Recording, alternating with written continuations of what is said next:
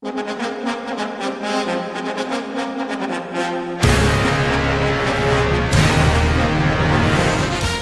listening to 90.3 WHPC, the voice of Nassau Community College in Garden City, New York.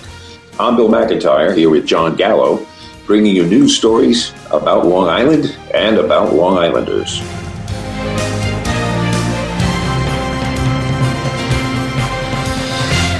Well, today our guest, and we're very happy to report, the Nassau County Executive Laura Curran. And she just told us some very interesting news. Well, it's interesting in my little world. So I've been in quarantine for a couple of days, and my test just came back negative, which is great. I have to stay in quarantine precautionarily for another week. But, you know, with the Zoom and the phone and the email, you know, you can manage from the guest room and you can do it. Yeah. Oh, yeah. No, we know you've been as busy as ever with the vaccine rollout of, you know, kind of full steam now, some expediting of the phases and stuff like that. It's good to see that, you know, you could still manage a lot of the things clearly at the same rate that you always do. So it's glad to hear that you're doing well. I know you think you were doing some posts, I think, last night during the Islanders' big win, and maybe we'll touch up on that later. I know that sure. Like you said, is a good omen, hopefully, for this year, for fans and for residents in general. But let's, I guess, like I said, maybe start with, as you mentioned, having now gone through quarantine, and we wanted to know, is that the first time that's happened, that you've had that type of close contact and needed to quarantine? Yeah, this is the first time, and I've been out and about for the past 10 months. So there was a sense that eventually this would happen. It just was a matter of when, and here we are. Yeah, and I bet it informs now even more than what you were seeing on the ground every day, from your own now anecdotal experience, kind of how the process of test and trace works, and how, you can communicate, to folks who are in a similar situation, how it works, and, what they can do to try to help themselves get the best information they need at the time. So that's, like I said, good in the context that you're doing fine and that, like I said, all is well that way. But I was just thinking that, you're all over the place. Every time I look at TV, you're doing that, and said, I hope she doesn't get used to staying home. A lot of people did. I am definitely an outward kind of person. I've been saying, if you're careful, you can be out there. And, I'll continue to wear the mask and all of that, and, try to stay negative. I don't want to spread it to my family and disrupt their life. I want to be as safe as I can. There's no guarantee. There's nothing. Of course. There's nothing that makes you 100% safe, but you can do everything you can to mitigate the spread of the virus. And, I'm not eligible for the vaccine yet. I'm going to wait my turn like everyone else. So in the meantime, I'm just going to keep doing those million things, those couple of easy little things that we've heard a million times. Exactly. All about risk reduction.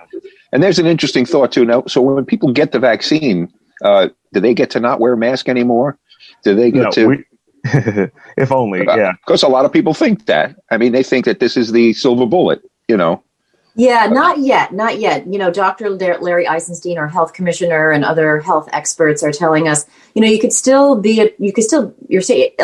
to transmit it until we have that herd immunity, until enough people have been vaccinated. Exactly. I think we'll just stick with those protocols. Yep. And masks are here to stay for quite a while. That's going to be what's going to be interesting to watch, though? How do you unscare people when you have that herd immunity, when everyone's been vaccinated? Will people feel comfortable? And think about it in your own life. Will you be comfortable with those close talkers? Will you be comfortable going to a cocktail party with loud music and people, when they're yelling at each other's faces so they can be heard? Yeah. That's going to feel weird for a long time. The hockey games, when they get to Belmont and everyone's intense up in close quarters, which we all want to see. But like you said, it's going to take a little mental adjustment. Really.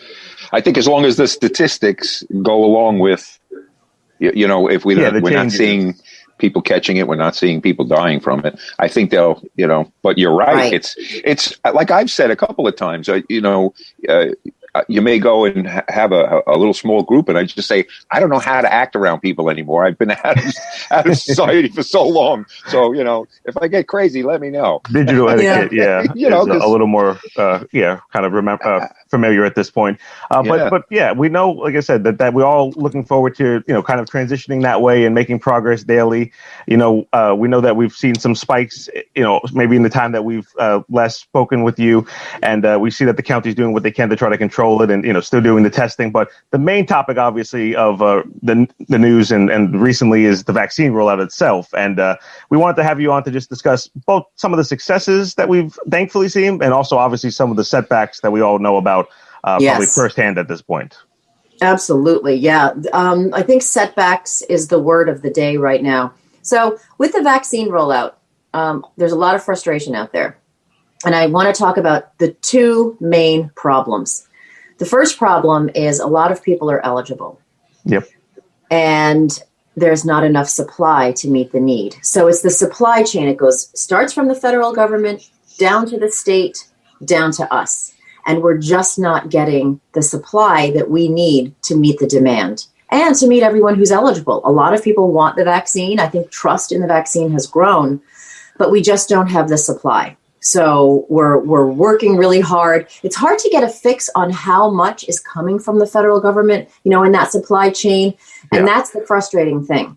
The second issue that our residents are confronted with is that we have to use the state system for making appointments.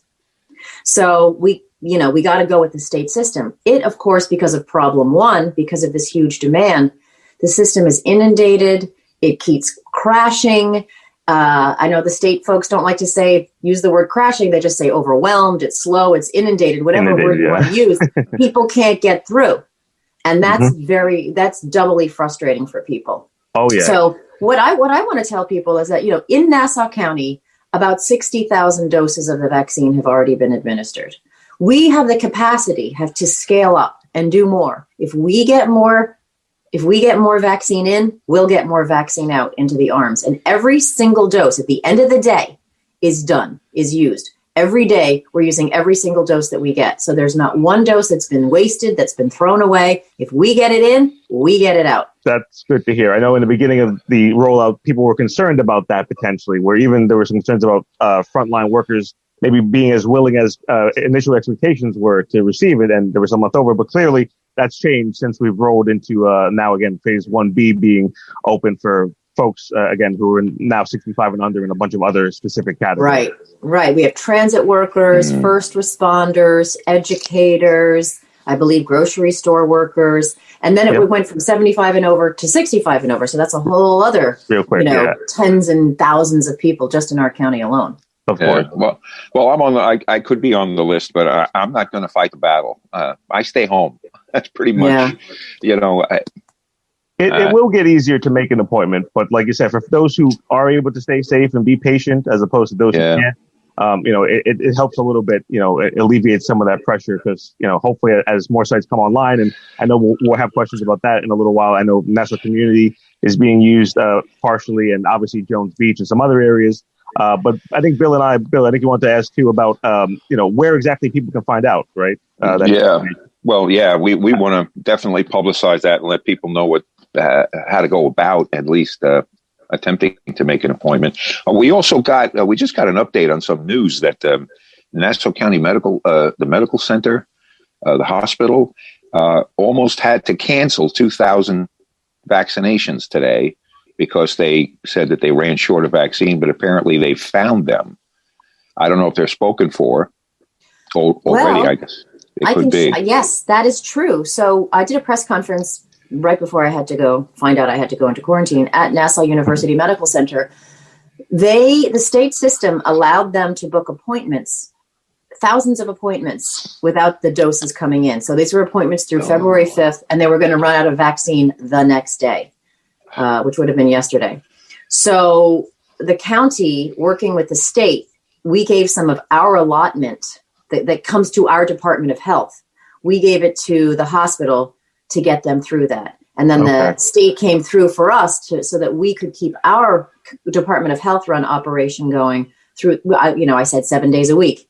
We were going to sacrifice some of our doses and then maybe not be able to do the weekend, but now we can run through the weekend. We can continue with the 7 days a week. So it was just scrambling at the last minute. If people made an appointment I wanted to make sure that we got the doses to get them in the arms of the people who made the appointment. So we were able to do that. And I'm very grateful. I was very relieved that we were able to make that work. That is definitely good to hear. I know, I think it was reported yesterday in the city, the Mount Sinai system had to cancel appointments going into the next week because of that demand. And they said they would reschedule them, but I know it's a lot of stress, I'm sure, for folks who struggle to get them in the first place, the appointments. Let's just... this is the thing, that this could happen again. Of course. Yeah. With that lack of supply, this is a situation that other hospitals could face through no fault of their own. If people are allowed to make that appointment through the state system, and then they don't have the supply to back it up. Like you said, you explained how that all works, how the change in this example specifically. But as we were asking, is 1833 New York State, NYS rather, for Vax and the Nassau County ny.gov/vaccine, are those the best methods for folks to get the information they need if they're interested in getting a vaccine now? So our website, nassaucountyny.gov/vaccine, we have links there to all of the places where you can make an appointment. Obviously, it has to go through the state system, so it links to the state system, but it's sort of a clearinghouse of all of the places where it is available, how to make an appointment, how to prove that you're eligible. And then as more places, and we're imagining as supply does open up, more places will open up to be offering it, and we'll be adding that there as well. Now, people are frustrated because the appointments get filled so quickly. It's like in the old days when the concert tickets went on sale and they were gone in 7 seconds. It's like that. Anything that you could think of that's the hot ticket. So people are pressing refresh, because if there are cancellations or new doses come in, those pop up. So it appears randomly, and then they get gobbled up. Oh, no, exactly. And then just one last question, I think, at least from my end on this, because I know I've seen that firsthand. The Constituent Services is trying to help folks, again, get information about how they can make the appointment. And really, it is as simple as that, unfortunately, that you really just have to keep trying. And it's hard to say. All we know is that more appointments will be made available as the doses come in. But to that point, what do you think? I know the city has talked about, Mayor de Blasio specifically, about maybe checking residency for folks getting the vaccine who don't reside in Nassau County, in Queens, or rather the 5 boroughs, but are getting it there. I know that might be an issue. They said up to maybe 28% of folks who've received it there, again, are from New Jersey, from other places. Is that something we're seeing also a problem in Nassau County, or maybe less or so? So I don't really know. I can't. I feel not happy to say this publicly, but I will, because it's the truth. If you are a resident of another county, nothing is stopping you from signing up through the state system. Yeah. So, to get your vaccine. So, so the common denominator is you're in New York State. So exactly. Yeah. And we understand we want everyone to get vaccinated. I mean, when you think about it, though, if you're going to spend a lot of time trying to weed out who's who while you do this, that's a lot of wasted energy. Agreed, 100%. Everybody needs to get vaccinated. That's the bottom line. So where does it matter where they do it? No, right. That's fair. I mean, I always want to give priority to Nassau residents, and that's why I'm communicating directly to Nassau residents when I say where to get an appointment and all of that. Yep. However, it's a good point. We're using all of our resources to get this done, to get people vaccinated, that to now add this level of bureaucracy and certification and all of that, it will distract us from our mission, which is to get people vaccinated. Good to know your position on it. Like I said, because I do know that especially for some seniors and stuff, it's frustrating. But like I said, I know there's many other contributing factors. Mainly, the federal government just not releasing enough dosages to be put into the arms locally anyway. So, and you talk about seniors. Obviously, not all seniors are tech savvy. They're not all going to be sitting there refreshing. Oh no, that's been their webpage. So we're working with senior centers and senior facilities and we're working out those transportation issues, et cetera, to get that infrastructure in place for seniors, so that when the supply does open up, we can get it to them. They really should be the priority now, along with our first responders and healthcare workers. Also, a lot of seniors, like my mom is one of them, does not go out, and I don't take her out. It's an issue, because even when she needs a refill on a prescription, there are times when they'll say, "Oh no, we have to see her," and I have to literally drag her all the way to the doctor's office, and then just so you can see, I tell them she's alive. Trust me. Yeah, Could you hold a picture of today's newspaper, Yeah, exactly. Like proof of life, Yeah. And it's just absurd. So the same thing with the vaccine. Now, here we are in a safety situation where we want people to get vaccinated, but we're going to drag the elderly out into the street to do it. That doesn't make sense to me either. I think we need teams that could travel around and go to people's homes and do it in the house and then vaccinate all the people that are in the house at the same time.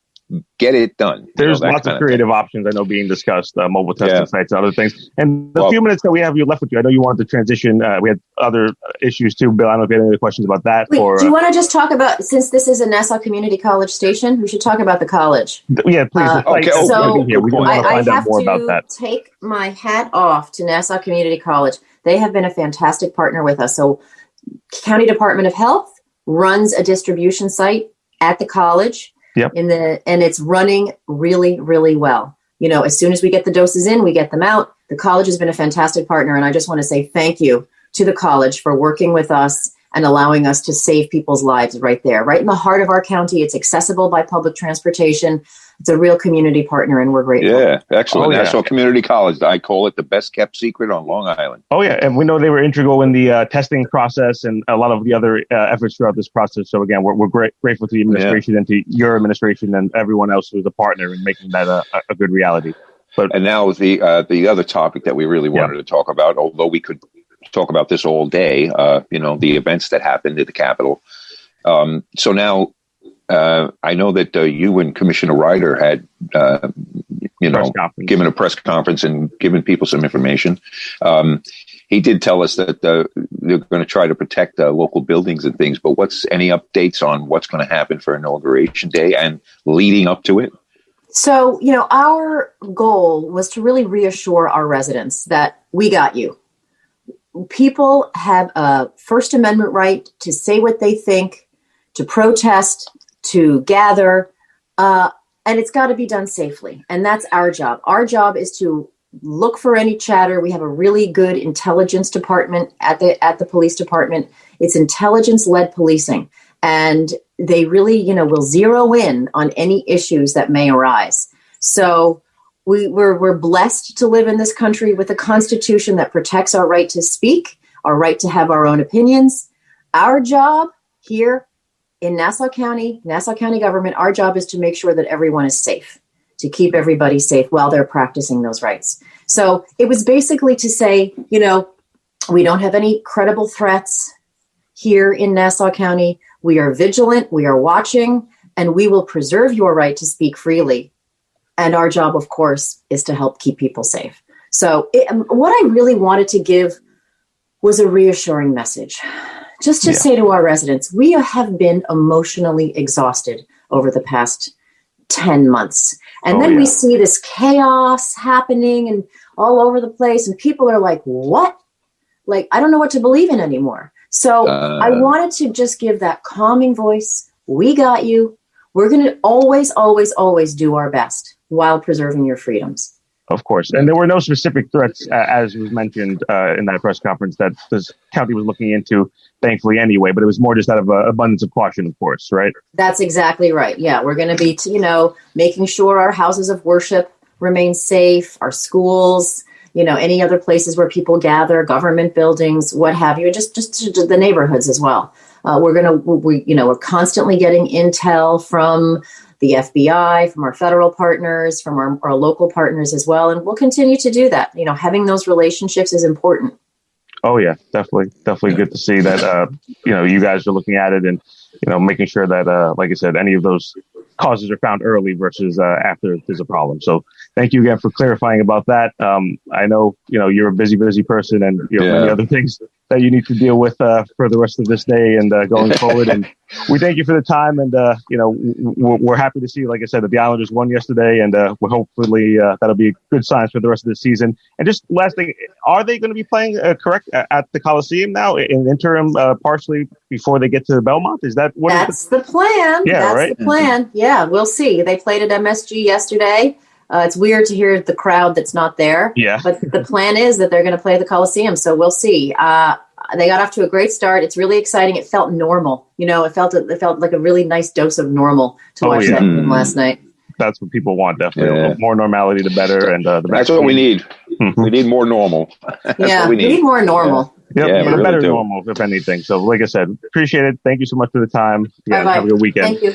Always informative, always, again, interesting conversations with the county executive. We're grateful to have, I'm sure. Yep. So, a lot of food for thought there. But we understand the frustration.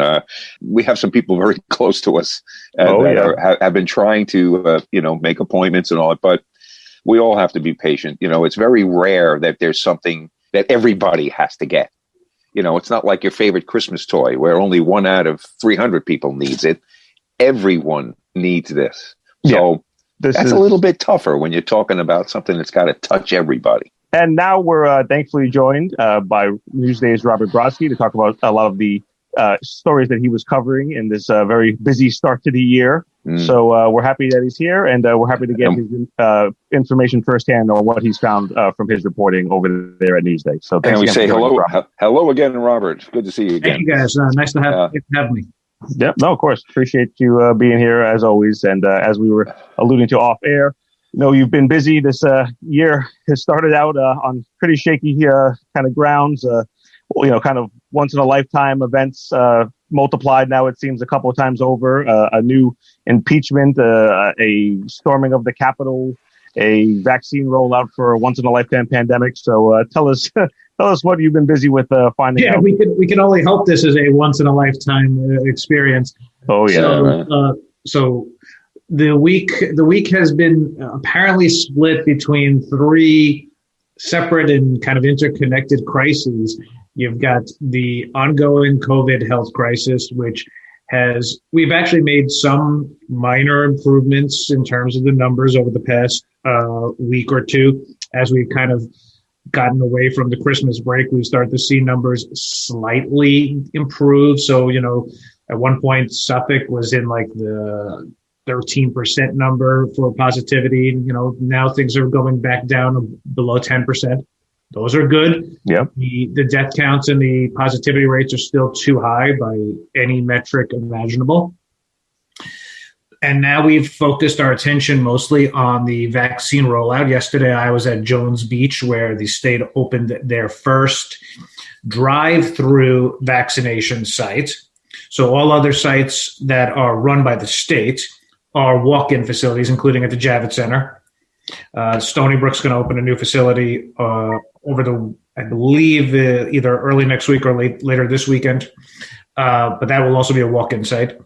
Okay. But as your readers, as your listeners, I'm sure know, getting an appointment is to call it a challenge would be an understatement. Oh yeah. Hamilton tickets, playoff tickets, the lottery, whichever analogy you want.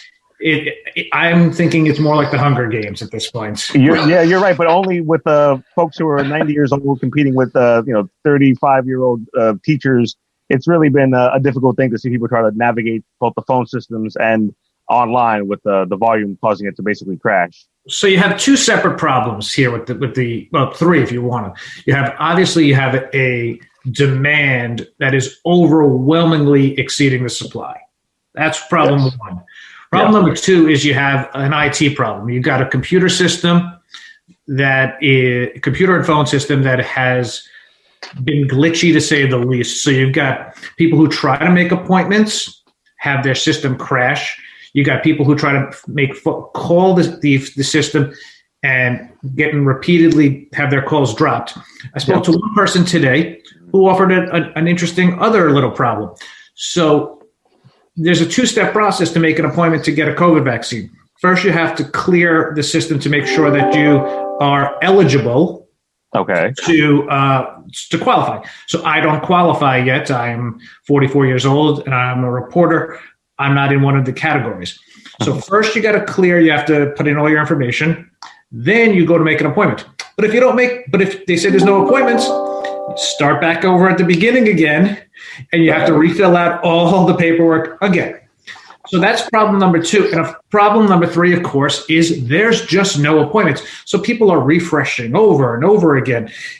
On top of that, you had this problem yesterday where the state extended thousands of appointments, including at Stony Brook University, before there was the capacity and the ability to schedule these appointments. And then yesterday they sent out mass cancellations. Thousands of people got their appointments canceled.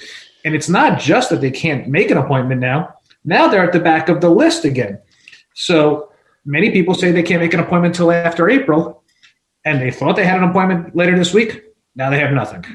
Oh, yeah. No, it's definitely been amazing to see the reporting that you guys are doing and hearing the individual anecdotal kind of experiences and troubles people are having with this on the ground in the community.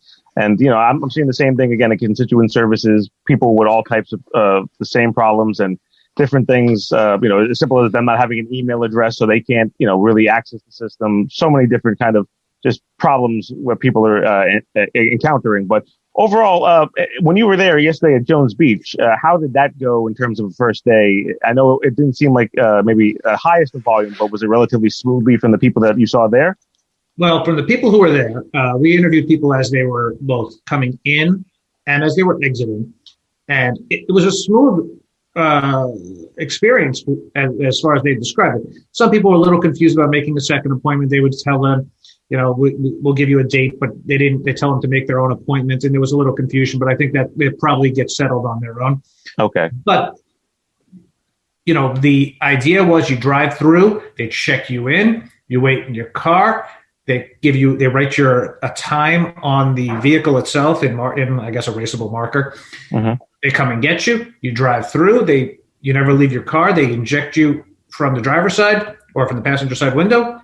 You wait about 10 minutes or so to make sure you haven't had an adverse health reaction, because we've seen some cases in the past where someone might have an allergic reaction of some sort. And then you go on your way. And these folks describe an experience where they feel like, they won the lottery and, they got the golden tickets. Yeah. And to be honest, it's just dumb luck. There's no rhyme or reason. You might have clicked on at the right time.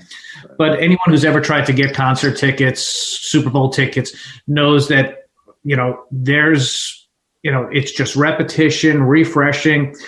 And the truth is there's got to be a better way to do this, because, you have folks who simply just don't have the ability, the capacity to do this. And we keep opening up more and more locations, which is great. Of course. We're going to soon everyone's neighborhood pharmacy will have it. Your neighborhood doctor's office will have it. And it's entirely possible that very soon everyone will be able to make an appointment. But if those places don't have the vaccine itself, they're not going to take the appointments. It's kind of a Seinfeld scene. But the truth is the problem comes down to the fact that the state of New York gets 300,000 doses of vaccine per week.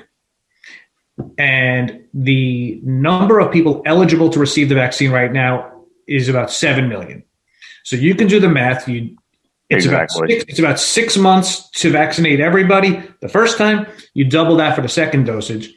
So if you are in a category not allowed right now, which covers about 23 million New Yorkers, you can see how this is going to push further and further back. And that's troublesome. And obviously the answer is the state and the feds need to get on board about releasing a tremendous more amount of vaccine.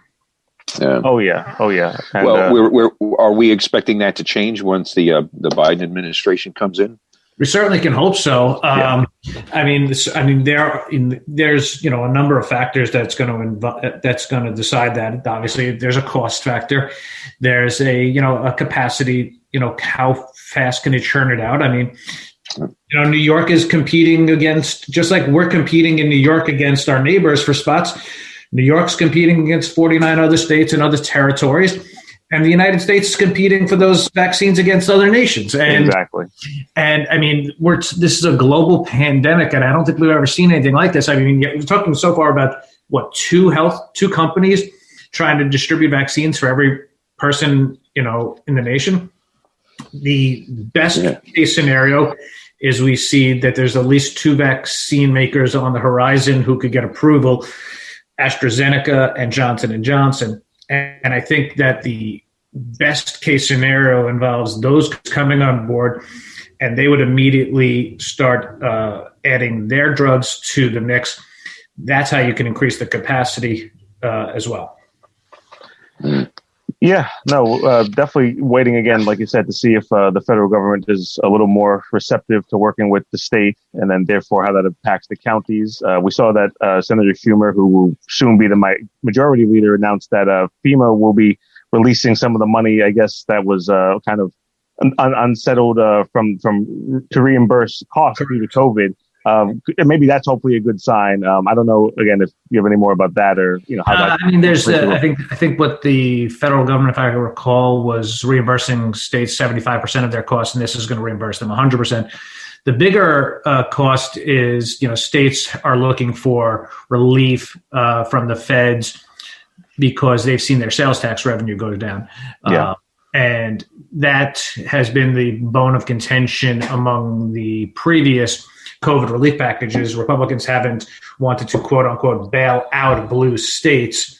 But the truth of the matter is every state in the country has seen their sales tax revenue go down because people were not going into restaurants, they're not going into stores, they're not spending money. Of course. And sales tax revenue in every single state pays for your firefighters and your cops, your teachers, your sanitation workers. And in the absence of sales tax revenue, government can't operate, not in the same way that they would want to. No. So you start taking out, massive debt, or you trim costs, you trim staff. And so I could see that being a priority, particularly with a 50-50 Senate split. I could see that the next COVID relief package, including some funding to all states to reimburse them for lost revenue. Yeah, no, of course. And I know the big discussion always in Nassau County is property taxes. And, folks, if there's nothing that comes from the federal government that's sufficient, again, people don't usually like what the options mean. Cuts to services, cuts to other things, and revenue raisers that some are creative and some, might not impact the average person, but a lot of them clearly might, unless that money does come down. So I know that's what we hear a lot from electeds trying to avoid, essentially. But I know, like you said, you're talking about the vaccine in terms of for folks who get it. Again, what else do they need to do? I know you wrote about that for after they've gotten the vaccine. Is there anything else besides, like you said? So there's a number of things. When we've written, I wrote basically a FAQ, a frequently asked questions. We've been doing a number of those at Newsday, answering readers' questions to the best of our ability. And so after you get the vaccine, so that right now, obviously, there's only two vaccines that are on the market. The Pfizer vaccine and the Moderna vaccine. The Pfizer vaccine requires you to get a second dose 21 days after the first dose. Moderna requires you to get the second dose 28 days later. So for anyone who's listening, you can't do one without the other. You got to get them both. It doesn't provide you with the level of immunity that you would need it. Yeah. That's one. Two, you got to get the same vaccine. Don't think that you're going to mix and match.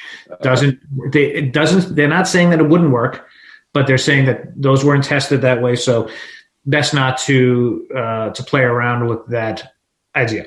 Yeah. Now, one of the things that people are caught up in is, what do I do if I've had COVID already, right? So, I had COVID. I have immunity. I don't need a vaccine. So that's incorrect. So what we've learned over the past 10 months or so is that the immunity that provided by having COVID-19 is short-lasting. We don't know exactly, and it might depend on person to person, but it will not last for life. I mean, even the vaccine itself will probably require a booster annually. So the properties that you would get from having COVID could last 3, 4, 5 months. Now, we haven't seen a tremendous amount of people getting COVID twice, but it has occurred. So doctors recommend anyone who's had COVID once a certain amount of time has passed, and that's going to be dependent on your doctor. Whether or not the immunity has faded or not. But as long as you don't have an active case of COVID-19, you are eligible to get the vaccine, and they recommend you getting it. So no one should have this false sense of security that they feel like, I had it, I'm safe, I don't need to get vaccinated. Yeah. And you may not need to get vaccinated right away. You may not need to be at the front of the list, but you should not tempt fate, so to speak, and think that you can survive forever without getting a vaccine.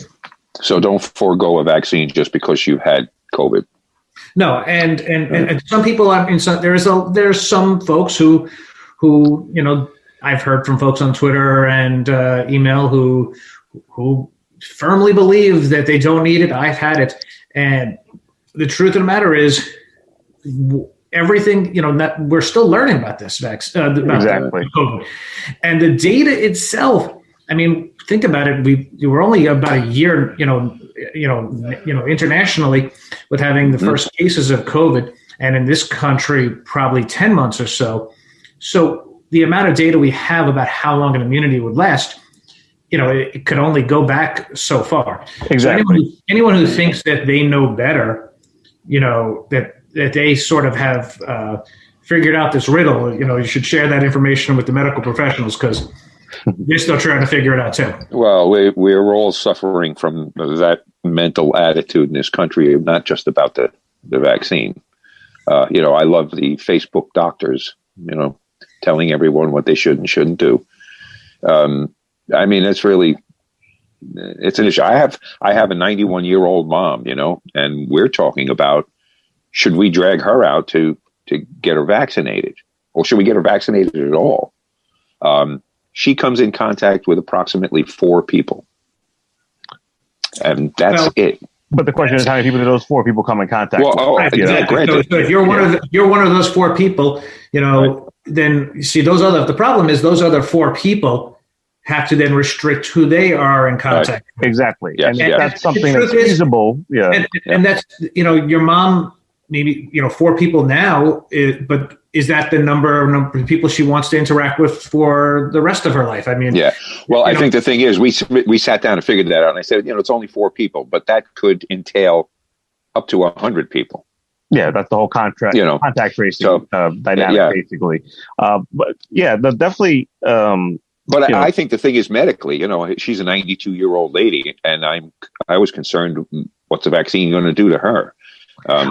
Well, just to your point that, again, the data set is new and it's a novel virus. So like I said, there are no longitudinal studies that have gone 10, 15 years, because it's not, by design that's not possible because it's new, Robert. But, I know, to your point, maybe larger, that, even folks who do get the vaccine, that some of them think, oh, well, I got my first shot, so I can start taking the mask off. I can stop, doing some of the basic precautions, and that's clearly not true. Also, I know. We've had several cases in this country of people who have contracted COVID-19, including healthcare workers, between the first dose and the second. Exactly. I was going to say, New York City Congressman Espaillat, I think yesterday just mentioned that he was one of the people who had gotten even, I think, the second dose. But it was still, I guess, when he got it contracted within like the first phase of a few days of it being from the second dosage, that the full effect hadn't really manifested yet. So, like I said, there's still a lot of unknowns, and there's still a lot of even after the second dose, you're supposed to wait about 2 weeks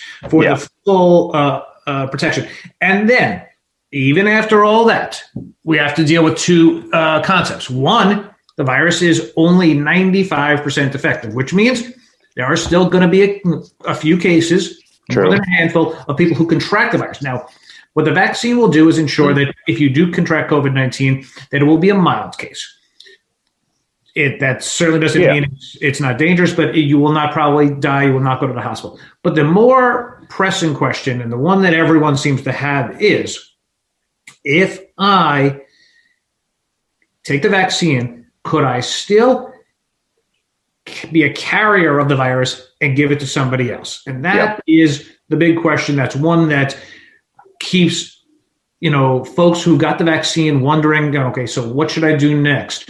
Can I just, take the mask off and run around in public? And the truth is, no. They want you to continue social distancing, continue wearing masks, avoid large crowds, because we don't know yet for sure whether or not someone who has the virus, someone who had the vaccine can get the virus, not feel anything, be an asymptomatic carrier, but then give it to somebody and give them an active case of the virus.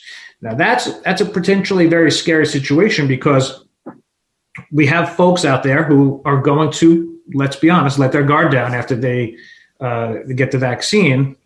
And the data is still coming in. I've talked to several doctors about this, and they don't believe it's particularly likely, but it's certainly a possibility that someone could feel, we've seen plenty of people be asymptomatic carriers.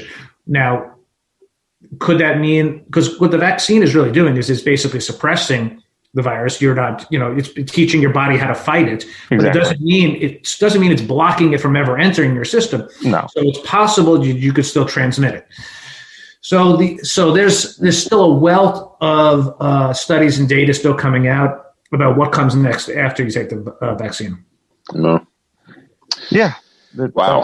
Definitely true. And like I said, it's good to see that folks like you and people are trying to understand as these academic and scientific journals and studies are published, what that translates to in terms of public health and then the average, kind of resident. We're still dealing with people kind of having skepticism, people with certain communities. We want to make sure it's an equitable rollout. There's all these types of other, again, kind of related kind of roadblocks potentially. Like I said, it's good to see that there are things to focus on as positives, no pun intended, but there's also these types of concerns that make sure that we need to have the public know about this whole rollout and about, of course, what we haven't spoken about yet with the vaccine is the fact that there actually is no published data on whether or not the vaccine is safe and effective with children under the age of 17. Yeah. So, we talk about having our kids get back to normal in schools and summer camps. I got 2 kids who are, anxious to go summer camp. We don't actually know whether or not the vaccine is safe and effective yet to be injected in children. And they would obviously be among the last group of people who would be eligible. So we still have that major category of potential carriers to deal with as well. That's a good point. We know teachers were now able to be eligible, but like you said, the students themselves, that's a whole nother question. I mean, there's also we hear stories trickling in from people about lingering effects after they've gone through the COVID experience. Long haulers, I think they're called. They're called long haulers. Yeah, long haulers. Yeah, and a myriad of different. It's not just one thing. Like everybody has a cough for one guy's got I don't know. It's affecting different people differently. Right. And it depends on your immune system and your own relative health at that moment. Some people have had lung issues. Some people have had serious headaches, body aches, coughs, a multitude of issues and strokes. I mean, we've seen I've heard them. It's run the gamut. It's very scary. These long haulers talk about how it's been 3, 4, 6 months and they're still feeling the effects. And then you have other people who say, I had COVID. I barely felt a thing. I went back to normal, and life hasn't changed very much. And the gross inequity of COVID is it affects us all differently, and there's no rhyme or reason sometimes to it. Yeah. I think it's going to take us quite a while to evaluate all the data that we could take in on what's going on. And it was unfortunate that as we learned, so many people's opinion was that the medical community didn't know what they were talking about, when in fact they were just finding out themselves. That was that doesn't help things certainly. No. And I mean, this is a trying to deal with the global health crisis during an age of social media where everyone's playing WebMD doctor is right, exactly. There's a confluence of circumstances here that are very dangerous, and everyone sort of thinks they know better. I'm of the ilk that I don't know how to change a carburetor, so I go to a mechanic. I wouldn't perform open heart surgery on myself. I didn't go to med school. And I don't know the ins and outs of vaccines, so I'm going to trust the scientists on it. Yeah, defer to the experts. And like you said, look at as many sources as you can that are credible. and know how to really vet your information. I think that's something that's been essential for everyone in this digital age. And maybe we'll segue to, something that's related. Go ahead, Ben. I think we should also do, just a reminder to our listening audience, that you're listening to 90.3 WHPC, the voice of Nassau Community College in Garden City, New York. And Jon Gallo and I are here with Robert Brodsky from Newsday, because John and I don't know about COVID, and we found somebody who does. So this is the guy we'll listen to. He's, found the information. And he listens to the folks who know more than he does, as he just stated. So that's really the key to learning, I think. To make that left turn, this is exactly what I think what we're getting at is not only with the COVID thing, in our politics and everything else, we've had an atmosphere of, what can I say? I'll just blurt it out that we've had a president that's lied to us left and right, told different groups different things. And people invariably walk around and say, I don't know. That atmosphere scared me, and I know people don't like, and the heck with it, when you make the comparisons. I read a very interesting book called They Thought They Were Free by Milton Mayer, I believe his name is. And he interviewed Germans after World War II. And so I think he took 10 people and he spoke to them, and almost to the one, he said, basically, how could you let this happen? And their answer was, we didn't know, because they had the same atmosphere that we have. We have leaders who are telling different people different things. So when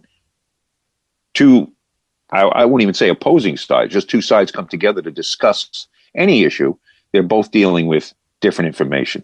And if it comes down to none of us knows, to me, this is purposeful. This is not an accident. This is an atmosphere that's created for exactly that. Bill, to your point, maybe in a broader sense, the nature of, I think the issue is that people would say that they do know, that they found this information on the internet and the sources were incredible. And, they say, well, definitively, even though you're telling me fact that the sky is blue, that I've, and for whatever reason, because of my identity, I believe that this is not true, that I will say the earth is flat, or I will say, that the vaccine, who knows what, or anything that we've already heard. And I think that segued into what we wanted to talk about in the remaining time here, Robert, which I know you've reported about and we spoke about with the county executive. After whatever word you want to call it, the debacle, the disaster at the Capitol last week, of we'll call them rioters storming it after, again, being fueled in part by what the president was saying and what other groups on social media in particular were kind of organizing, to do. You want to just talk about, again, I know what we've seen, there was some reporting on not just elected officials on Long Island and where they stood on it, and some protests I know that I think you covered, but also, some groups that were being investigated even, being participants, and just the whole, I think, dynamic, like you said, of what we were talking about, social media playing into that reality now. Yeah, I mean, it's been a debacle is one of the gross understatements. I mean, this was this was one of the saddest and most disgraceful days in American history, in my opinion. Yeah, agreed. Where we saw folks from all across the country, I mean, tens of thousands, just invade the Capitol. Armed insurrectionists, domestic terrorists, whatever you want to call them. And obviously they murdered one police officer, three other protesters, if you will, died of medical issues. Another was shot by a Capitol Hill police officer. We've had, since that point, we've had another Capitol Hill police officer commit suicide. I believe one of the people who were arrested actually took his or her own life yesterday. The countless injuries. We've seen videos that are just frightening. We've now got new reporting out of Washington about whether or not there could have been members of Congress conspired with it. I don't think we are just at the tip of the iceberg about how bad this could be, how deep it could go, how many people could be involved. So on Long Island, to date, we have not had, thankfully, anyone who has been arrested. No one has been implicated per se. There are Long Island groups, particularly out in Suffolk County. The Sawtucket Patriots are among the pro-Trump, big social media groups. They were there. They said they weren't involved. There were obviously, any video shows, there were a number of people outside the Capitol who didn't go inside. And then you got the folks who went inside. And the folks who were outside, with the exception of those who obviously committed violence at the front, there are going to be thousands of others who were, on the perimeter who were not involved. But we haven't heard reports as of yet of any Long Islander implicated in any of the horrific acts of violence. Obviously, the Long Island connections, there are a few. We have 5, if you include the Southeast congressman, 5 lawmakers, House of Representative members covering Long Island, 3 Democrats and 2 Republicans. And 3 Democrats obviously all supported the Electoral College vote, and they also all voted to impeach President Trump in the aftermath of last week's attack. On the other side, we have 2 Republicans, Congressman Lee Zeldin and freshman Congressman Anthony Garbarino, who took over for Peter King earlier this month. Zeldin, a close Trump ally, he voted to challenge the Electoral College vote. Garbarino did not, I believe, but he also did not support neither congressman supported impeaching the president. So Congressman Zeldin has been the source of intense protest at his office, online, Newsday editorials as well. Garbarino is a bit of a freshman lawmaker. I think he's sort of getting there's less of a anger towards him, particularly as he wasn't involved in the Electoral College vote. But, Congressman Zeldin is an interesting case, and he's in a district that at one point was a swing district. It was held by a Democratic congressman for a number of years. Democrats think they have a chance at it every 2 years, and Zeldin, seemingly beats that Democratic opponent by 6 to 8 points. We'll see if anything changes. One thing that is interesting in the wake of the anger against Congressman Zeldin was John Feel, who's a 9/11 first responder. You have probably seen his image next to Jon Stewart as they were campaigning for the Zagrota bill and the 9/11 relief fund. John Feel was a major participant in helping to secure benefits for 9/11 first responders. He's one himself, and he's indicated that he's so angry with Zeldin that he's interested in running against him himself. That would instantaneously make him the most visible front runner for that seat, and would create an interesting dichotomy of, Zeldin being a very big backer and supporter of, police and law enforcement causes. Running against a 9/11 first responder would make for an interesting race. Oh yeah. So there are these kinds of cases. Separate from all that, we have the issue of the inauguration and threats of violence at all 50 state capitals from as early as now through the weekend and through the inauguration on the 20th. There are no, as of yet, direct threats to Long Island. But all 50 state capitals are on alert. We will expect to see a high National Guard presence at all these sites. Oh, yeah. No, I know. Just off the top of your head, what do you think the failure? The first thing when I saw those images on TV was looking at the few cops that were up on the upper deck and said, my thought was, who left them alone there? It's hard to understand and not something we're going to know without a greater audit. But I think what we're looking at in this case is we've seen the president and the Republicans have these kinds of protests before, and there was a lot of talk, and the violence didn't quite materialize in the same way. And I think they may have taken it for granted that was the way it was going to remain. But it's going to take some time for us to really unravel who dropped the ball here. Oh, yeah. And I know folks are talking about a 9/11 style commission and really kind of doing a full postmortem and see what were the failures. Were they things that were something that could have been avoided, whether, potentially politics even at play with some of these decisions, or, was it that they simply got taken by surprise? That does seem kind of hard to understand when they are so used to dealing with large protests and other types of mobilizations.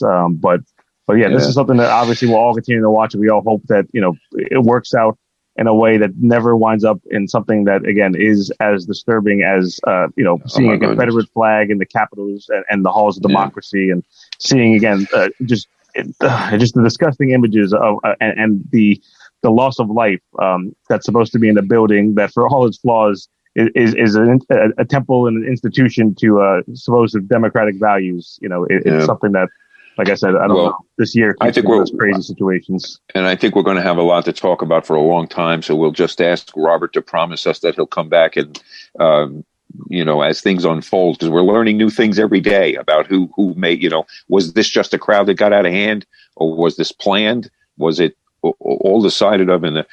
Did you hear anything about the Parler was taken down by Amazon? So some of these social media site Parler was taken down because some of these individuals that were participating in this were using that as a right. And I think some of those individuals thought that because Parler was taken down, that the information they put on there had disappeared. There was a story that came out that a woman in England, I think she was in England, downloaded 12 terabytes of information from Parler. All of those texts or messages that these folks thought had disappeared, she's sharing them with the FBI to see who may have had a hand in planning. People can archive things. And we've even seen the president now banned from Twitter, one of his main ways of communication. And like I said, it's a crazy time. And we're glad to have you and your colleagues at Newsday covering both local issues and how national issues clearly impact locally. I think I saw one of your tweets that said there's always a Long Island kind of there's a Long Island connection to every story, it seems. Unfortunately, that's still the case. Exactly. And that's why we have this week's Long Island News. Yep. So thank you again for joining us and helping us inform our listeners of what goes on and what matters. So thanks again, Robert. You have a good weekend. My pleasure, guys. Thanks. We'll talk to you soon. So, of course, we want to thank Robert Brodsky and Newsday for letting us talk to the reporters. And, of course, the Nassau County Executive, Laura Curran, who is like all over the place. Every time I turn the TV, she's speaking to somebody someplace. So I hope she does not get used to hanging out at home. Although, in some cases, it might be easier. When you can press a button and get to somebody. Well, it's easier to get to studios. I know that much. Having to run around during all the other types of visits she has to do, out in the county. But I don't know. It really is a crazy pace. We thought maybe the end of 2020 as a numerical kind of transition would maybe hopefully make things a little bit smoother. And we hope that is the case with 2021. But we know we're off to a very, very full pace start to the year. So, we're certainly in the middle of it, right? Oh, yeah. We're happy to be able to bring these voices, from folks who are either making news or covering the news. Just for a reminder, again, you're listening to, John, first I'll say take care because we're going to sign off. Yep, exactly. Till next time. Yeah. Follow on social media at TWLI News. You can find all the information we discussed too in terms of vaccination sites and other stuff. Take care. Beautiful. Beautiful. You're listening to 90.3 WHPC, the voice of Nassau Community College. Have a great weekend. We'll see you the next time.